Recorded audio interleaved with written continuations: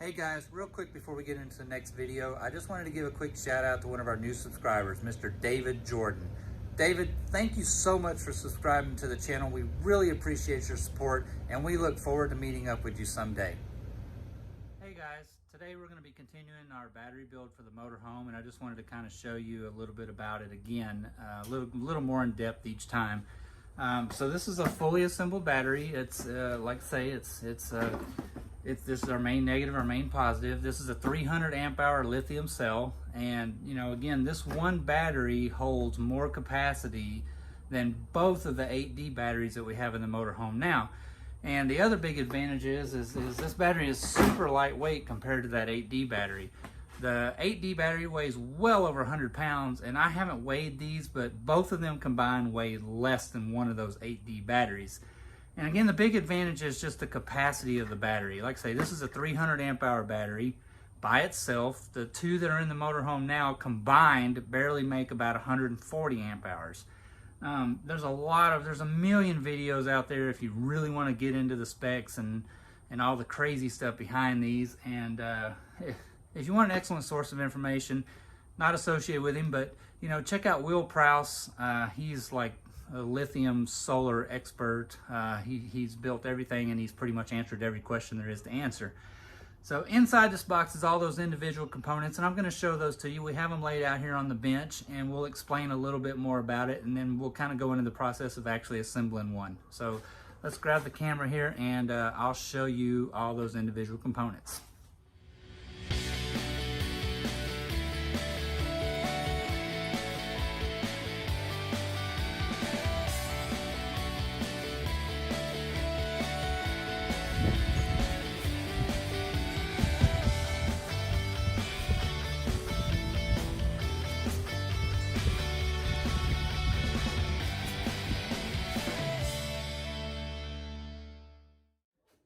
Okay, so here's the container that we're using.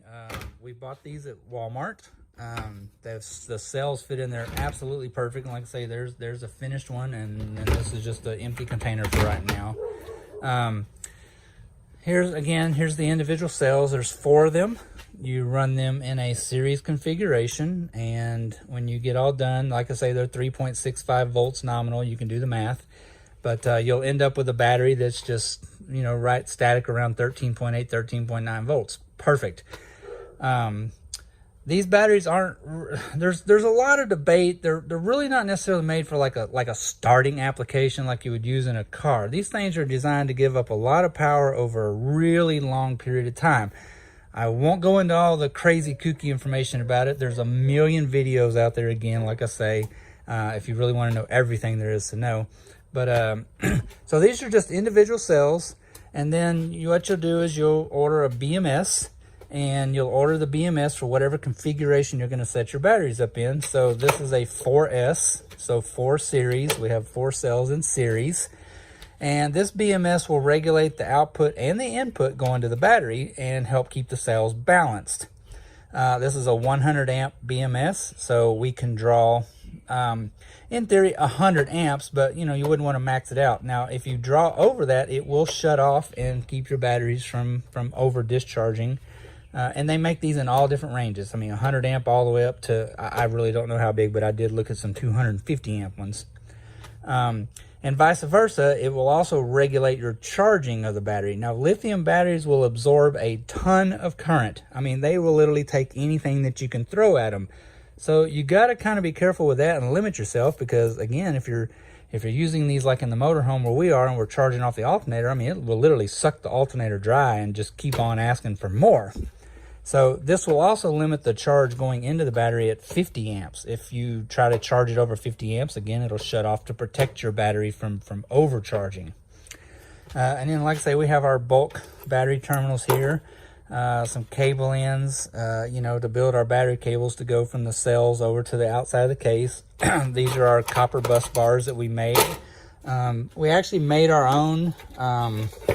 You can buy them, but we just picked up some 1/2-inch copper pipe and cut them to length and smashed them out nice and smooth, filed them down smooth, drilled the holes in them and everything like that. And then we have some cable here to build our main cables to go from the cells over to the sides of the battery. Now, one thing you want to keep in mind when you put these together is these cells are actually charged on the outside of the case. So they put this shrink wrap around it to protect that, to keep everything from shorting out. So you have to be careful not to puncture the shrink wrap or anything. That's why we put them inside the case.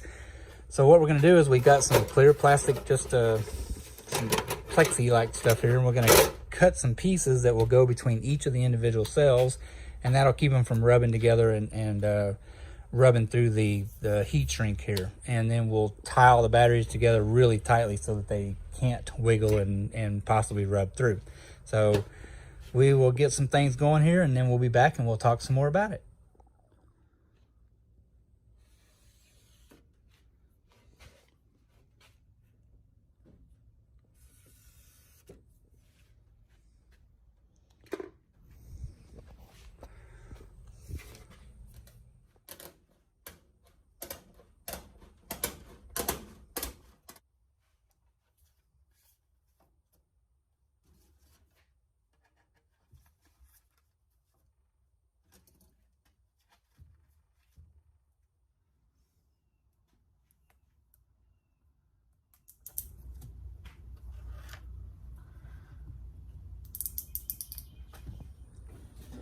Okay, it may look a little crazy kooky holding these things together with zip ties, but you gotta remember, once you get these things cinched down, these things are not going nowhere. I mean, it is a solid brick. They are not coming apart. Again, you gotta remember, these are also gonna be inside of another box, which is gonna be holding them together as well, and they won't wiggle around or anything like that. So again, once we get them set up, we have a positive, a negative, positive, negative, positive, negative, positive, negative. So once we get our bus bars installed on here to set them up in the series configuration, we will take our 3.65 individual cells in series, and we put them all together.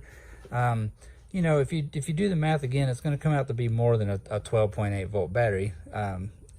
This one that I've had together right here, that's been sitting now for about a week already, is just holding right at 13.9 volts. And then I'll show you some other stuff on the motorhome that we use to charge these things, because they do take a little bit different style of charging as well. So we're going to get the bus bars installed on here, and then we'll move on to getting the BMS installed, and I'll show you what that looks like.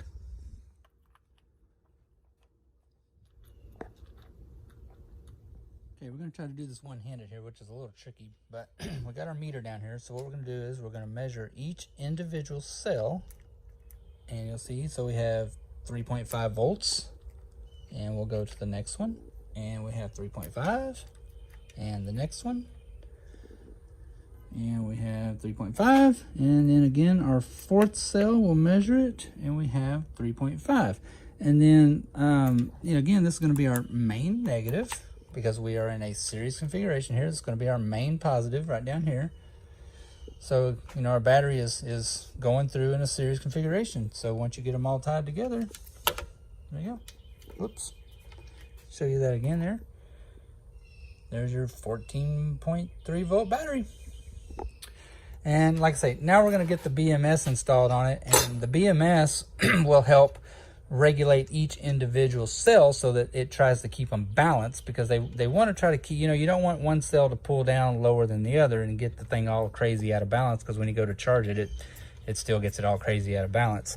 So your BMS will help regulate those individual voltages and keep them all the same across the cells.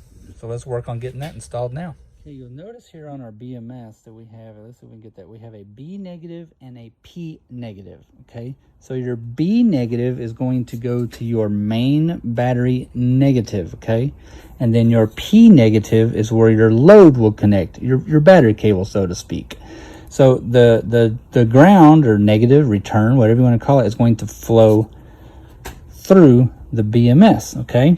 And then these are your balance leads right here. And again, we're running a 4 series configuration. So we have a main negative, and then we have 4 red wires, okay? So your black is going to go to your main negative, and then your first red wire will go to your first positive. Second red wire, second positive. Third red wire, third positive. Fourth red wire to your fourth positive or your main positive. It's very, very crucial that you get those hooked up in the correct order. Bad things can happen.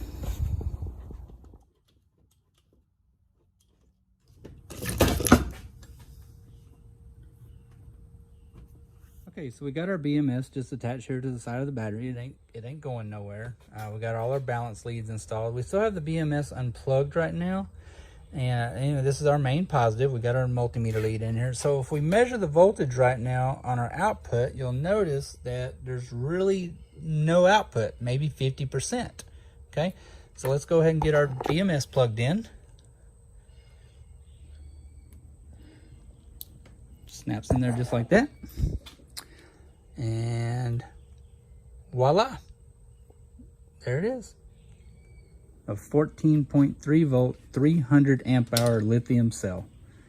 There's really nothing to build in them. Shop around if you want to, you know, to buy your cells. Again, these aren't really something that you would use on your car, like on a starting battery necessarily. They're starting to make a big hit in like personal watercraft, motorcycles and stuff like that, but still a little time coming for car starters and stuff like that. But if you have an RV or something like that and you want to not be relying on the campgrounds and be able to go to the beach and hang out or anywhere or something like that without being plugged in or whatever, I mean, lithium is the way to go.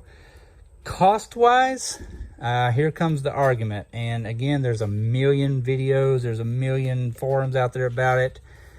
The 8D batteries that are in our motorhome cost me about $300 a piece to replace them. So that's $600 for those two batteries.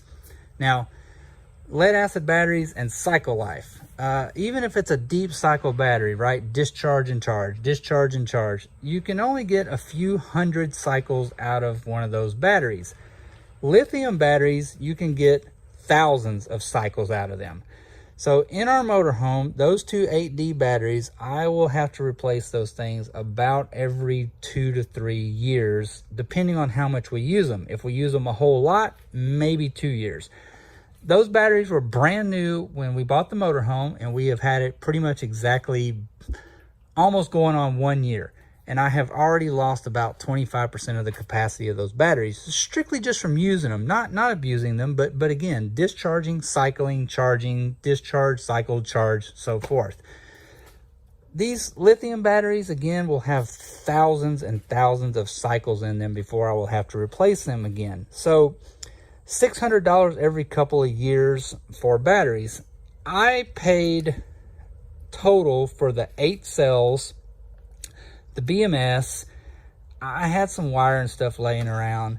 All in all, total in these batteries, I have right at $1,000. $1,000 is a lot of money for batteries. But again, we're talking, you know, $600 every couple of years. And I should get probably, I mean, really, honestly, guys, probably close to 10 years out of these batteries before I will have to replace them. So do the math.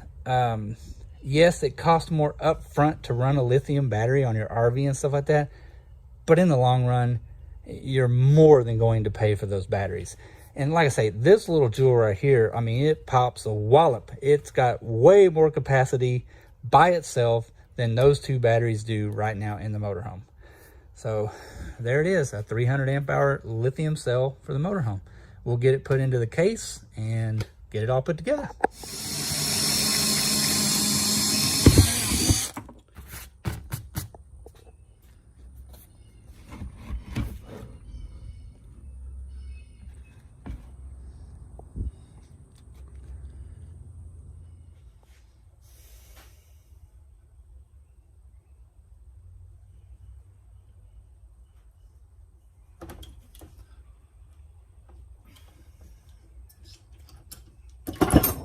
Okay, there it is, all mounted up in the case. We got our leads connected down there to our main battery cable connections, and that's pretty much it. If we measure the voltage out here, of course I got the leads on there backwards, but you know, it doesn't matter. There it is, 14.2 volts, one 300 amp hour battery, just like that. See you later.